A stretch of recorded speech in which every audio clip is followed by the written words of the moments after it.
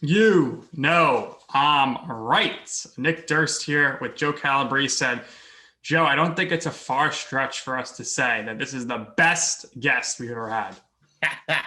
I feel like you were going to make that pun. But what's really interesting is we have somebody now with strong ties to the New York area, somebody who has worked in Newsday for almost 30 years. So it's almost unheard of that you hear now somebody working in the same spot. We know in the landscape of sports media, everybody keeps bouncing around back and forth. So here's somebody who has stood in the same place for a really, really long time. Specialized in coverage here of the New York area. We're really excited to have him on. And you alluded to, yes, he is one of the best. He's Neil Best. Neil, good morning. Welcome. How are you today? Thank you. You know, the scary thing is it's actually 35 and a half years at Newsday. So, yeah. And I first was there in 82 briefly as a part-timer, but 35 and a half years in a row, which is, as you said, kind of incredible. Especially in this era. I mean, I'm grateful for it, but it is kind of scary when I think about it. I just did a tweet saying I'm covering Rangers practice on live stream. My first Rangers practice was at Rye Playland 33 years ago this week. Wow. Kind of crazy. It's impressive. So you're used to interviewing people. So today you're going to be the one being interviewed. So we appreciate you taking some time here. When did you know that you wanted to pursue a career in journalism or sports journalism? Was it high school, were you younger, or was it when you were at Cornell?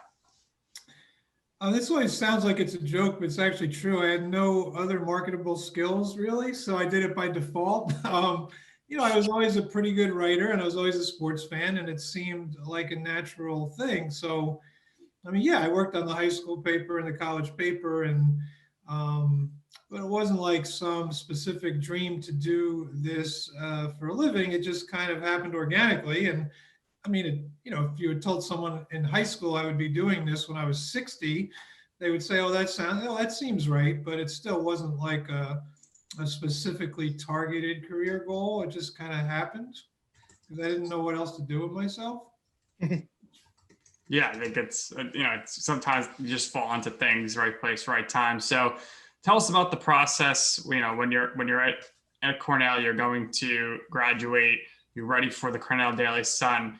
How did you, start sending, I guess, your portfolio, your work samples to get that part-time role at first with Newsday in 1982? I have, I was cleaning out my house, which we're selling in a couple of weeks, and I have all my rejection letters I kept from that summer from every major and minor paper in the country. But I was fortunate because the one that I sent to Newsday, even though that's obviously a major paper, I was a Long Island person, and they were hiring part-timers to take high school scores over the phone, which they still do, and which was an awesome part-time job. It paid $9.27 an hour, which in 1982 was incredible, and it also got you in the door to be exposed to that environment. So that was a great part-time job, and I just got it by writing a letter like all the other letters I wrote, and that was one of the few that actually responded with something encouraging. So in the summer of 1982, our two Newsday Sports interns were Tom Verducci and Ken Rosenthal. And then we're now, the two of them are the sideline reporters for the World Series. And then that fall, I came on as a part-timer. So it was a pretty good. Bob Herzog, who just recently retired as one of our editors, hired all three of us. So he was pretty proud of that. And then 4 months later, I answered an ad in a publication called Editor and Publisher, which I don't know if it still exists, but there was an ad for a job in Anchorage, Alaska, and I answered it. And they liked the fact that I knew college hockey from Cornell and that I was at Newsday, even though I was just a part-timer. So that was attractive enough for them to bring me up to Anchorage. It's really outstanding. You mentioned Verducci and Rosenthal. We've had guests on previously, and a few who have gone through Newsday or have had connections and ties to Newsday, and it almost seems like it's a rite of passage. The amount of talent and star power and name power there. A lot of people don't really necessarily expect it. You mentioned Verducci, you mentioned Rosenthal. Is there any way you could elaborate on some of the other names that you got to work with through the years, some of the great names that passed through Newsday that have now eventually gone on to bigger and better things elsewhere? It's interesting because, I don't want to, denigrate Newsday in any way because it's a great paper in its own right. But, the reality is it has over the decades been sort of a farm team for people who've gone elsewhere. I have a poster from an APSE award we won in 1988 or 9, which is now packed away.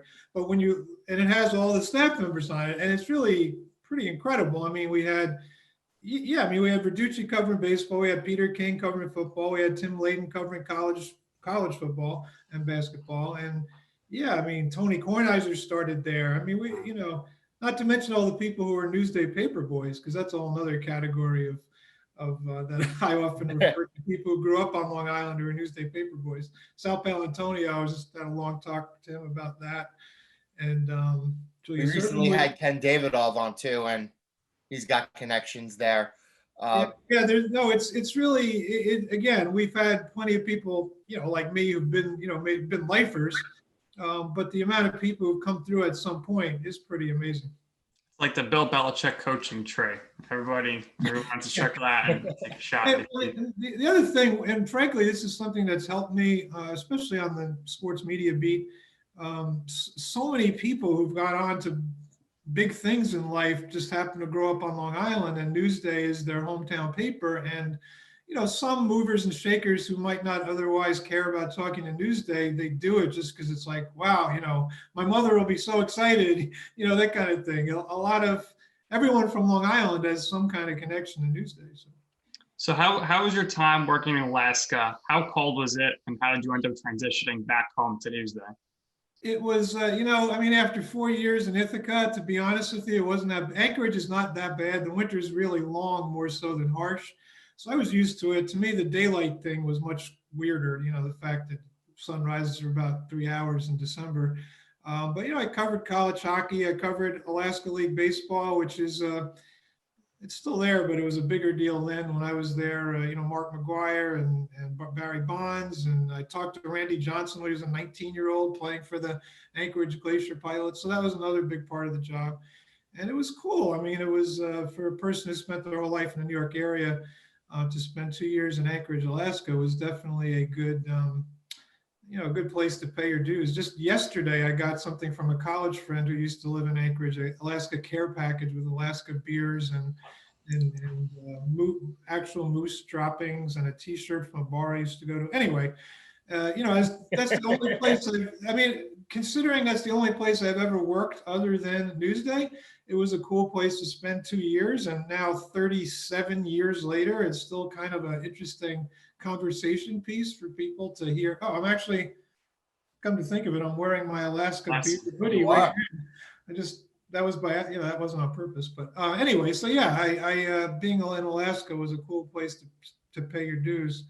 And I still have, friends from there and hoodies from there. So you joined Newsday. What were you originally writing about when you first started there? So the reason I came back was, and again, at that point, I still wasn't definitely sure I was going to stay a journalist, but I came back to say hello to Dick Sandler, the sports editor at the time, literally just to say hello, not to ask for a job. Summer of 1985. He said, we're starting this new New York City edition, and I need someone who knows what they're doing just to cover high schools for me. You want part-time, you want to do it? And I said, I had nothing else to do, so I said, sure. And then I did that. About a year in, they made me full-time. But my first 5 years were covering high schools for the New York City edition. And again, for a suburban kid, it was incredible education in New York City because, you're covering high schools. It's not like you're just going from your apartment to Madison Square Garden or something. I was in every nook and cranny of the city at the height of the crack epidemic and 2,000 murders a year. And New York was not in a good place, but I was just like, 25 and going all over the city. And it was really a good education, which to this day helps me, know the neighborhoods, especially Brooklyn and Queens. And, the basketball players I covered in that era, Kenny Anderson was the biggest star of that era, but a lot of future NBA stars, I saw Jamal Mashburn when he was a 15-year-old, and, all these guys who are now almost as old as me, but I saw them when they were kids. So you mentioned covering the Rangers. We know you covered the Giants as a beat reporter. You did a lot of St. John stuff. Overall, what's your favorite team to cover? As a sports fan, I'm a hockey guy, but the best beat in terms of lifestyle and predictability, covering the Giants for 10 years when my kids were very young was a really good way to be a sports writer and have some kind of work-life balance, because football is extremely predictable. It's except for working Sundays, it's really a 9 to 5 job. Weekdays and the road trips are a day and a half. So and the Giants, there was some interesting teams there in those 10 years with the Giants. I am, of the 6 Giants and Jets Super Bowls, I am the only Newsday beat writer to cover a loss, because that was when they got killed by the Ravens in Super Bowl 35. But yeah, in terms of sports writer, well, also most of the games are during the day, which is awesome for sports writers. So that was a great job, and one that a lot of people never leave. Paul Schwartz started a year before me in 1994, and he's still doing it for the Post. Rich Cimini, former Newsday guy, he's been covering the Jets since mid 80s at Newsday.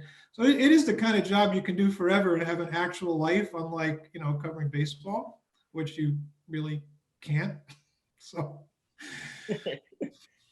And obviously we had Paul Schwartz on too, as well. We had him on just before Davidoff. So very funny connection. Paul sat next to me at the old Giant Stadium press box for all those years, and would see me banging my head against the table while I was transcribing endless Jim Fossil press conferences. And anyway, go ahead. So you speak about press conferences. So I want to piggyback off Nick's point from before. Was there any press conferences off the top of your mind that stand out to you in your memory? And to also piggyback off Nick's point with the team point, who were your favorite players, coaches, managers, front office executives, people that you got to cover through the years? Well, I mean, and one press conference that comes to mind, and a lot was written because the 20th anniversary was a couple months ago, but Jim Fossil guaranteeing they would go to the playoffs in 2000. The day before Thanksgiving was a very memorable, bizarre press conference that is, right up there. And the thing about covering the Giants in that era, it's different now, not just for the Giants, but for all teams. Things are much more restricted. But I mean, in that era at practice, you'd walk up to, if you had a question to ask Wellington Mara, you walked up to him and asked him a question. And if you had a question to Ernie Accorsi, who was a former sports writer, he was great to deal with because he understood where we were coming from. But again, you walked up to him at practice if you had a question. I mean, I think talking like an old guy about how great things were in olden times. But, I'm not quite old enough to remember like Super Bowl I, where the reporters covered it by going to the hotel and knocking on Bart Starr's hotel room door. I'm not quite that old. And or even like traveling with the teams. I didn't play cards with Babe Ruth on the train to Chicago, so I'm not that old. But yeah, it was just a different era, and those are people that I remember, dealing with on a very normal human level. Wellington Mara, say, hey Wellington, I would call him Mr. Mara. Hey, Mr. Mara, what do you think of X such and such player? And then he'd say, oh yeah, it reminds me of so and so from 1935. And he knew he was a contemporary of those players in the 30s. So he would tell you, hang out with them. So he could tell you about these guys. So yeah, that was pretty cool. Because even, I'm old enough to remember when Wellington was not popular with fans in the 70s because the team was so terrible. But by the time I was covering the team, he was this sort of, venerable, iconic figure. So it was kind of cool getting to know him on a personal level. What makes a better story for you? Consistent winner, it's the Giants or the Rangers, or the latest Jets or Knicks debacle? What's better for you to write about? It's more pleasant to write about a team that's winning because everybody's happy and they're easy to deal with. Often, of course, it's more interesting covering a terrible team. But sometimes, sports writers who are not in the mood who want a little bit easier time, the easiest thing is a 9-7 football team because they're just good enough to not be a catastrophe. They're just bad enough to not be in the Super Bowl because that's, being in the Super Bowl is a lot of work. So I would say the easiest is a 9-7 team. The most pleasant is a 15-1 team, and the most interesting is a 1-15 team. But it's nice to have some 9 and 7 teams. Let's put it that way. So you cover sports media and sports business for Newsday. And for our listeners, I want to ask you, what are the primary differences between doing your daily normal routine if you were to cover a team such as the Giants or the Rangers or any of those teams? What are the different channels and avenues that you have to go through in order to find the information and to find the hook that you need for the story that you're writing related to the media, the business side of things? For example, we'll use the whole Islanders arena situation, right? Nassau Coliseum kind of in limbo, ownership kind of in limbo. Everything has sort of come together now really neatly and nicely now over the course of the last year or so for the Belmont Arena, which is now under construction, and it's pretty much most of the way done. So tell our listeners what are the primary differences when you're working on a story related to business and stuff like that, as opposed to just covering a team normally like any other beat writer. Yeah, well, first of all, as far as the Islanders arena goes, thank goodness we have reporters other than me who have followed that saga for the last 20 years. Jim Baumbach from Sports and some of our news side people. I want no part of that, and we have good people doing it. But the two things about the media beat that I really appreciated are, one, because of my age, it's nice to be that most of the people I deal with are, not 25 years old, whether it's executives or announcers. I'm talking about people who are kind of my contemporaries, which has been important to me. I think when I did the Giants, I was about 10 years older than the players. Same thing with St. John's basketball, same thing with high schools. I managed to not be too much older than the people I'm trying to talk to. So that's helped. But the other interesting thing about the media beat, particularly in this era where players and coaches are so restricted and buttoned up, is the access is incredible. I mean, the biggest names in the business tend to want to talk to you, partly because they're trying to promote, their games, and they're also just more relaxed. I mean, if you're Al Michaels, Joe Buck, Bob Costas, I mean, whatever names you want to say, Mike Francesa, these guys, in my era, the players would sort of give you their phone number if you knew them, and it was not a problem. Now they're much more careful. These guys in the media business, the biggest names in the business, are like, take my number, call me anytime you need anything. They're really eager to talk to reporters. And that's obviously pleasant for a reporter. So the media stuff has been a great thing for me at this stage of my, life/career, because it'd be hard for me to be a beat writer in this era where, part of the job is bonding with 25-year-olds, and doing that when you're 35 is one thing. Doing it when you're 60 is kind of tough. I got my daughters are 25 and 23, so they're old enough to be starting in the WNBA, I guess. So Joe and I and many people are a big fan of the Sports Watch column. Particularly, we love the WFAN and more particularly the Mike Francesa articles. Is it safe to assume that those articles do very well for you as far as views go? And also, how is Mike doing these days? I think we're due for another update. I talked to him, what was it, I did do a thing on him. The whole 60 years is a blur at this point, but I talked to him a few weeks ago. Yeah, I mean, people don't tend to not believe me when I say this, but it's true that he generates more traffic on our website than, you can't name anybody else, Eli Manning or Aaron Judge or Kevin Durant. I mean, there is no person who generates more on our. When Mike came back from retirement, people were like, "Oh, you must be happy now. You got something to write about." I'm like, "No, the guy who's happy is our web editor, because this guy is web traffic gold." And now Craig Carton is kind of like that too. Everything we write about him tends to go crazy on our, on our site. So.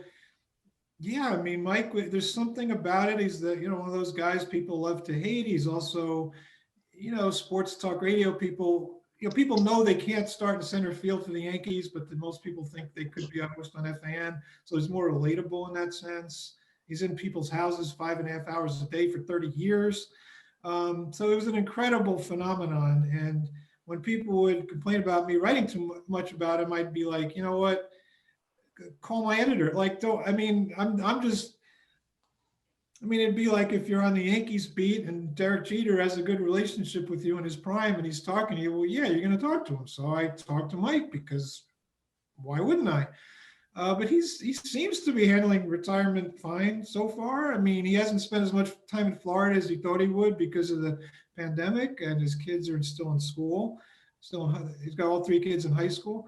So he seems to be fine with it so far. Yeah, I don't think he's coming back to FAN, but I mean, maybe he would find some other venture of some kind on the air in some form. But I think he realized, that eventually realized that it was time to go, and he seems fine with it so far. And again, now the clicks have moved on to Carton. Like, it's like just write stuff about Carton, and the clicks start happening. So I guess that's what I'll do. My relationship with Carton, who's called me a clown and a two-faced liar and all kinds of stuff on the air, not quite what it was with Mike, but Carton gets it, and he's willing to talk to me, so that's good. So Francesa, obviously one of those people you mentioned that Newsday was their paper growing up, so the close ties there in Long Island. What was it like covering the breakup of Mike and the Mad Dog? That was a very stressful summer. It was 08, I guess. It was 08, right? Yeah, because I wrote that in June, and for 2 months, like my competitors at the other papers did not write a single word about it. Nothing happened. Russo did a non-denial denial the first day I wrote it. Mike just didn't comment, and it just kind of didn't, like, nothing happened for 2 months until finally in mid-August they announced it. So I was, let's just say I was relieved when they finally announced that 2 months after I wrote it, because I was definitely out there on a limb, and it fortunately it worked out. But yeah, because it also could have changed. I couched it when I first wrote it, like, it indications are it could happen. I didn't write it as a flat out fact. So I did cover myself, but still, of course, I would have looked pretty bad if they didn't break up. So you mentioned Carton, and you were tracking it, that he was going to be coming back. He's back now. And, you had some articles about potential co-hosts. I think they settled on the right one. But were things really serious where they were trying to go the Bart Scott route again, where they were, trying to get Willie Colon or another former athlete? Because I think that doesn't really work in this market unless you're a native New Yorker, such as Boomer Esiason. Yeah, I had written early on that they liked the idea of Bart Scott, and then Andrew Marchand in the Post wrote a much more detailed account of how serious they were about Bart. I talked to Bart about this 2 days ago, or I just wrote a story about that we just posted. Yeah, I mean, I think Bart was their first choice, and I think, just talking to Bart on the phone, he is a funny guy. I think he would have been a very interesting match with Carton. I think the only problem I have with Carton and Evan is they're different personalities, but their backgrounds are similar. I mean, they're just lifelong media guys. At least Bart, you have that different dynamic with the athlete. So I think it would have worked. I think it's also possible that Carton and Evan will work in the long term. They've already made some inroads in the ratings with Kay. But I do think it could have worked with Bart, just because I do think Bart's a very interesting personality. And he's doing pretty well with Hans. So, but whatever. Bart, ESPN just made more sense for him because he could be on TV, and that was showing national, so he's happy. And I think FAN's happy so far with Craig and Evan. Yeah, I think Evan and Craig have done a really good job. And I think now that afternoon time spot, more so since Mike returned and even when he was doing his final few years there, I think it opens up the scope of what they can talk about. I think the entertainment value from a bantering perspective is definitely a little bit higher. So we speak about Evan. We got to talk about his longtime partner, Joe, Mr. Joe Beningo. How is he enjoying retirement so far? Have you heard anything regarding him? No, I have not spoken to him or heard anything detailed. I assume he's fine and playing golf in Florida. He just like with Francesa, just like me in a few years, there comes a time where it's hard to sustain your interest level and you're being up to date on stuff. And I think he realized it was kind of time. And Craig, I mean, how often can Evan tell Joe at, 3 o'clock in the afternoon about something that's been talked about on social media since 6 in the morning? Now he doesn't have to worry about that anymore. So Joe had a great run. He was a great personality. He obviously resonated with fans because of his kind of everyman, fan take on things versus us cynical, jaded, detached media types.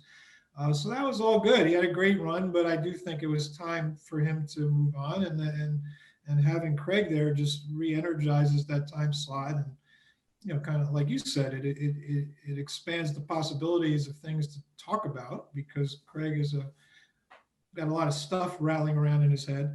So it does make for a more interesting show. Are there any rumblings about a Carton Robert simulcast on a network, MSG or SNY or anything like that? I would be surprised if that does not happen in the first half of this year. I know they're working on it. And I think it would be good for them. I don't know where, I've always thought I mean, to me, if you're MSG or SNY, it's sort of a no-brainer just to get some programming. Right. So I do think they'll have some kind of simulcast. Yes. I mean, if Boomer and Geo can do a national simulcast of a local show, which to me has always been bizarre, then there should be appeal by a local television station to put that afternoon show on. Yeah, I was surprised that after Mike and Fox Sports 2 didn't work out, that they didn't have him picked up by MSG, especially because MSG lost Boomer and Carton. Yeah, they definitely talked about it. There's costs associated with it. And, in the past, I've talked to SNY's president, Steve Rabb, about simulcasts years ago. And he just was always kind of lukewarm about it. I mean, to me, it makes a lot of sense. It's like an innings eating pitcher. You have this thing that takes up 4 hours and is of interest to people. Why wouldn't you do that instead of, whatever, just, water skiing competitions from Austria or whatever the heck they put on there. So, I do think, they'll have some kind of simulcast. I'm going to touch on this only because I worked there briefly as a freelance employee for about a year. A couple of years ago, I worked for the CBS Sports Network.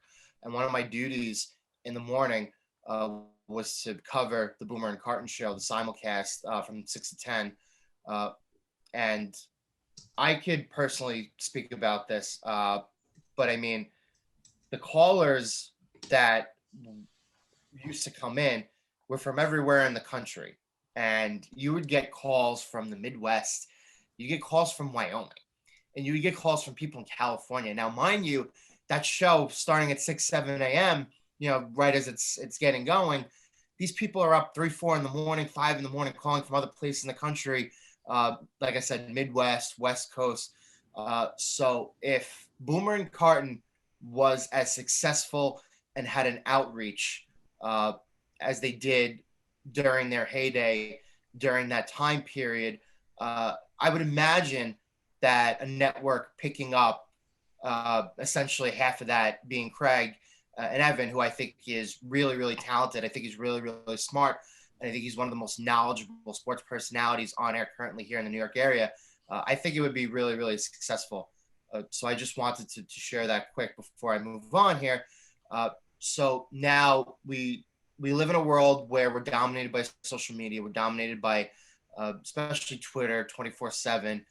How do you toe the line between sharing something either through your own Twitter account or through other channels elsewhere, or keeping the scoop yourself, consulting with people who work at the paper, getting that story up on their website, because obviously you don't want somebody else to have that scoop, to get it out there before you, to beat you to the punch. But at the same time, you want to be able to drive that traffic to Newsday sites, to have people go there exclusively for that breaking piece of information. So how do you toe the line there?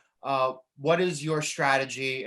What is your personal philosophy when you get a piece of news like that or a scoop like that? between posting it on Twitter and posting it on Newsday site? Yeah, I mean, that's a very interesting thing that we think about, especially an old guy like me who, who remembers the time before Twitter. But even now, yeah, it's obviously a case by case situation. Basically our policy is if you think there's a pretty good chance that, this is not going to last, then you are free to post it on Twitter, even though it obviously doesn't do us any direct good. But on the other hand, if you think there's a reasonable chance that it will hold, obviously we would prefer to get something up and link to our own story.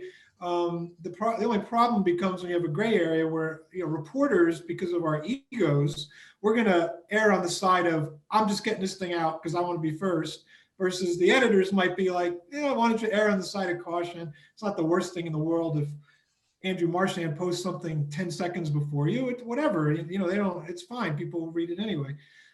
So yeah, that's where the ego has to come into play. Although this latest thing we just started with our Islanders beat is, it's this program called Subtext where, we're trying to sell subscriptions to have our beat writer tell subscribers something before in a text format before he puts it on Twitter to, try to monetize this and reward people who subscribe to us. But, and that's a work in progress, but it goes back to the ego thing. It's like, well, wait a minute, if I post it on this first, but not on Twitter, then will people know that I had it? So there's a lot of dynamics to that decision, and there's a lot of gray areas. But I don't know, just real quick, a story about that along those lines. In 2004, when the Giants traded for Eli on draft day, I stood outside in the parking lot. I had a really good relationship with Kerry Collins. He comes walking out of the locker room that Monday, and he said, I said, oh, yeah, you seen Tiki? I was looking for Tiki. I wanted to ask him about something. And Kerry's like, no, I haven't seen him. But, I just thought, he volunteers this. He said, I just talked to Ernie Corsi. I'm out. He basically cut himself. He asked Ernie to cut him. Well, it's 10 in the morning. I'm standing there by myself with this piece of information. In 2021, that's going on the website immediately, and we're going to link to it. In 1994, it's going to be in the next day's paper. In 2004, it's like, what do we do? Does this go on the website, or do I try to save it for the paper the next day? And that was a hard decision, but I was afraid Jay Glazer would talk to somebody's agent and have it by the end of the day. So we did post it on our website. But as an old newspaper guy, to have a scoop of that magnitude, it really hurt me. In 2004, kind of gray area of the emergence of our website, that hurt me to not have that scoop in the paper, because by the next day's papers, everybody knew it. Now, again, in this era, it was be a no-brainer. 2004, that was hard. No, it's a really, really great point, and it's exactly what I'm getting at. I think we've only gotten stronger since, and obviously the website has only gotten bigger and more traffic since then. Neil, it was a pleasure having you on. Thank you for doing this with us. We're going to make sure to have you come on again as soon as Nick and I are able to figure out a way to get Mike, which will be real soon.